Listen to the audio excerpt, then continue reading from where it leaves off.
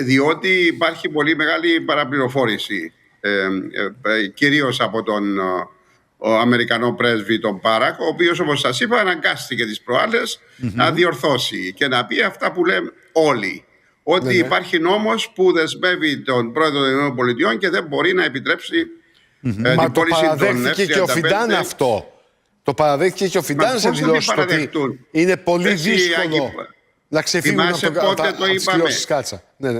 Θυμάσαι, έχει περάσει 1,5 χρόνος που εξηγήσαμε με ακρίβεια γιατί δεν.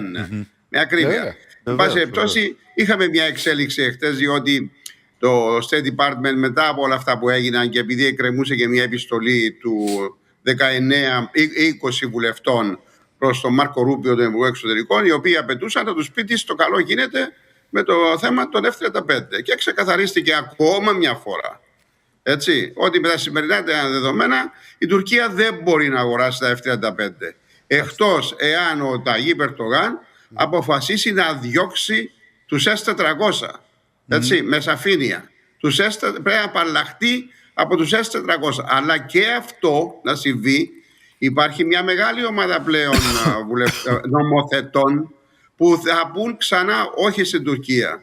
Λόγω του Ισραήλ, λόγω της άρα το θέμα είναι πολύ μπλεγμένο, δεν είναι τόσο απλά τα πράγματα. Πολύ μπλεγμένο. Μάλιστα. Μέχρι να πάρει η Τουρκία τα F-35 θα έχει βγει το καινούργιο αεροπλάνο.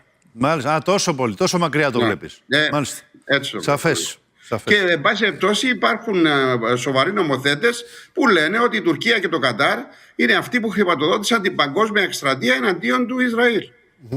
Σοβαρά τα πράγματα, ξέρετε. Πολύ δεν σοβαρά, είναι τόσο πάρα απλά. πολύ είναι σοβαρά. Πολύ σοβαρά. Βέβαια. Άρα υπάρχει καινούρια επιστολή του State Department που εστάληκε στους νομοθέτες, στους οποίους λέει ότι η θέση των ΗΠΑ σχετικά με την απόκτηση και τη συνεχιζόμενη κατοχή από την Τουρκία του ρωσικού συστήματος αεράμινας, του S-400, δεν έχει αλλάξει και οι απαιτήσεις για την Τουρκία προκειμένου να αποκτήσει τα αεροσκάφη F-35 είναι σαφείς και πλήρως συνεπείς με το άρθρο 1245 του νομοσχεδίου για τον αμυντικό προϋπολογισμό.